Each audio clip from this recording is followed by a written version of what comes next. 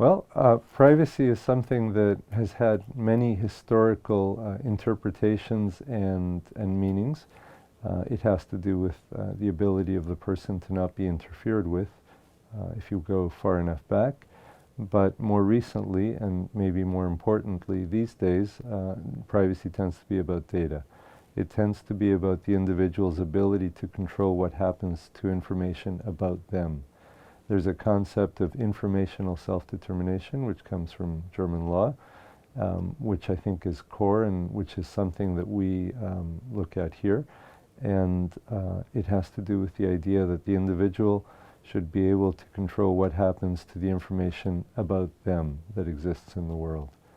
And privacy is often confused with confidentiality and with security, because that's what tends to be protected in privacy laws. Privacy laws are generally data restriction laws, and there's a reason for that that's purely practical, which is that privacy laws have to be written for everybody. But privacy for the individual has to do with that individual's ability to say, here's this bit of information about me, I want exactly the following things to happen to it. And to take away from that confusion about confidentiality versus privacy, it doesn't mean that the information is inaccessible or somehow not available to anybody, because one person may say, well, I want all of this information about me, my picture, my address, my phone number to be available because I want to make certain kinds of contacts, social, professional, or otherwise. Or it may be super selective, like the selective privacy settings that you can have on Facebook, where you can have certain people seeing certain things. So privacy is that. It's the ability of the individual to determine in a completely fine-grained way, datum by datum, piece of information by piece of information, exactly what happens to the information about them. Now, that's what it should be. So privacy and confidentiality shouldn't be confused. Privacy is the individual's right and ability to control what happens to their personal information, whereas confidentiality is the restriction of that personal information. So you would hear, this is confidential information, and then you would think, well, what does that mean? Does that mean that I can't share that information? Does that mean that that information is somehow protected? And if you go a little bit further, people often confuse privacy with security. So I'd like to make three key distinctions. Privacy is the individual's ability to control what happens to their personal information at the most grained, most detailed level possible. Confidentiality is the restriction of who gets to see what part of that personal information. So information can be completely confidential in the sense that the individual doesn't let anybody see it. It can be confidential in a context, for example, within the individual's workplace, or it can be information about a student that is only available to profs or to people who work with the student. Or there can be no confidentiality at all, and then the information is freely available to the world. But that can still be an exercise of the individual's privacy, because that can be, for example, the individual posting information about themselves on a web page. And that exercise of posting information about yourself on a web page is an exercise of your privacy rights, because your privacy rights include your ability to disseminate your information as selectively or as broadly as you like. And finally, the last distinction is between privacy and security. It's very important to understand that privacy is a package of rights, sometimes embodied in law, so sometimes those are legally protected privacy rights, and I'll get into more detail, but here in Ontario and in other Canadian jurisdictions, and certainly throughout the Western world, there are privacy laws that protect what happens to people's personal information. So privacy in that regard has to do with the individual's ability to control their information and their rights. Security has to do with the lock and key mechanisms that the individual would use. And sometimes it can be literally a lock and a key, where you lock your personal documents in your desk or in a box or in a safe. Or it can be an electronic lock and key, where you keep your documents maybe on an online resource or on a computer, but it's password protected, or only certain people have access to it. So that's the security end of it. Technology has changed the way that we deal with information. And effectively what's happened is that your information in the past would be in your hands. You would have personal papers, you might deal with a bank, or you might deal with a school, perhaps a library. There would be a little bit of information about you at each of those places. It would be fairly static in the sense that it would probably be paper information, and that information would be fully comprehensible to you. If somebody were to ask you, where is your information, you'd easily be able to answer that person, and you'd be able to say, well, I know there's some records about me at the bank, and those comprise my address, my name, my bank account number, a few details like that, perhaps your balance. You'd know that the bank might communicate with other banks and other financial institutions. There might be information about you at an insurance company, at a library, maybe at a school or a university where you had gone. But you would have a very clear sense of exactly what information about you there is there and exactly where it's held. Also, you would know at a datum by datum level what that information might be. The thing that's happened with technology is that there is the ability to not only capture information, but to share it widely. So effectively what's happened, and here I'm going to be talking about what happens commercially with information, in the, let's call it commercially, in the regulated commercial sector, or unregulated, depending on what jurisdiction you're in. There are varying degrees of regulation. There's a lot more regulation in Europe. There's some regulation in Canada. There's less regulation in the United States. But effectively what happens, and we're all familiar with this, is that we agree to a set of conditions every time that we start using an app, a website, even every time that we sign a contract with an entity that uses information and puts it online, like a bank or an insurance company or a store or a credit card company. So even though some of those transactions don't necessarily look electronic on their face, there is information that flows from our application, from our interaction with those entities, into other databases.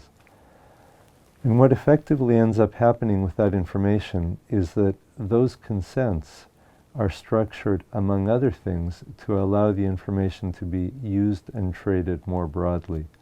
In particular, what happens is that the information is very quickly shared with the corporate partners and other entities that those companies or banks or apps or programs that we use or sites that we visit, with the other entities that they're involved with. So this happens in a couple of ways. One way is that whatever the industry is that you're sharing information with, say you're sharing information with a bank or a credit card company or an insurance company, there will be natural partners for those entities. Perhaps other banks, perhaps other insurance companies, regulators, government, and perhaps even analytical companies that help to analyze that. And certainly there are online analytics as well for web use and so forth. But that, in a sense, is the tip of the iceberg, and that's the obvious sharing that would be consistent with what happened historically. What happens now is that because of the way those consents are structured, very wide sharing is made possible. The practical reality for most people is that they don't understand what the consents do, but they want the convenience. They want the credit card. They want the app. You log into a website, you want to buy something, or you see a service that you like, and the last thing that you want to do is examine a long and convoluted privacy statement, which possibly should be called a data harvesting statement. So you end up hitting, I agree, I agree, I agree. And the thing that you agreed to, effectively, is for information about you to be shared with all of the partners, with all of the entities that that company or that app does business with. And then that information is used and combined with other information to develop new information. So in sharp contradistinction to the historical situation where your information was what you had written down on the bank form and what your balance was, and your signature beside your name where somebody had typed it in, the information about you is now not only what you have given to that app or to that site, but whatever other information you have given to other apps and other sites, and that is combined by internet service providers and by data aggregation companies of various kinds. And there's a large marketing ecosystem that I'll dive into in a moment. So the information, first of all, has been widely shared. Secondly, has been combined with other information about you. And third, and perhaps most interestingly, additional new information about you has been harvested. And the information about you could include how frequently you click when you use an app, exactly what your pattern of use is according to what time of day, maybe when you tend to buy certain things, how often you pick up and put down your phone, because the accelerometers in your phone are capturing that information, and some of that information will be fed back. So effectively, what starts to develop is a kind of very deep behavioral profile, not only of your obvious activities, such as information that you type into a form on your phone, but also of information about your behavior that you don't really realize your phone and other devices are collecting.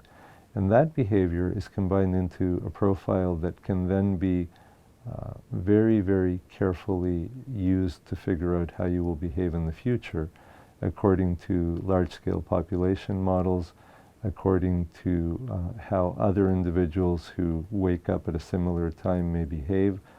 And it goes very, very deep, because not only is that information used predictively, obviously in general for commercial purposes, but we have no way of knowing what all of the purposes are. But it is also used for the purpose of nudging you and pushing you to do different things.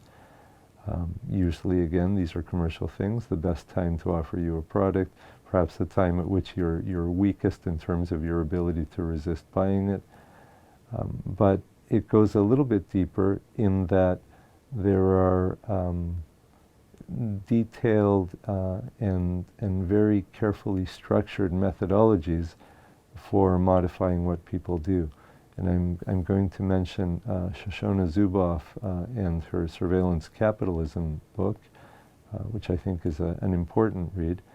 And that's a book that talks about how your internal mental space is monetized and turned into effectively a resource for businesses, the next capitalist resource, let's say the next frontier to be exploited, the way land was in the 19th century. And the idea there is that not only do advertisers and online entities of various kinds serve you up advertisements that are maybe exactly what you would like, or hopefully as best they can figure out what you would like, but additionally they will try to change your behavior. And the example, the salient and perhaps most widely known example that Shoshona Zuboff gives is Pokemon Go, which was a large-scale marketing and advertising experiment in which characters were placed in businesses intentionally to get feet through the door, even though participants thought that it was just a fun game to play. So you can imagine that going deeper and farther as these highly complex personal profiles are created. And one of the insidious things about those personal profiles is that although many privacy laws allow us to get a hold of information that we have provided to business entities, and that's one of the things that can be done under PIPEDA, Canada's commercial sector privacy law, and under GDPR in Europe.